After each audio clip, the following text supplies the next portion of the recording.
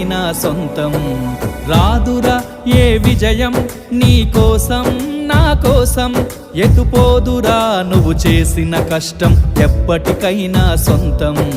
కాలంతో పయనించేవాడికి కానిది ఏముంది, సాధనతోనే సాధ్యమవ్వునని సదాశయంతో సాగర ముందుకు. రాదురా ఏ విజయం నీ కోసం నా కోసం, ఎటుపోదురా నువ్వు చేసిన కష్టం ఎప్పటికైనా సొంతం.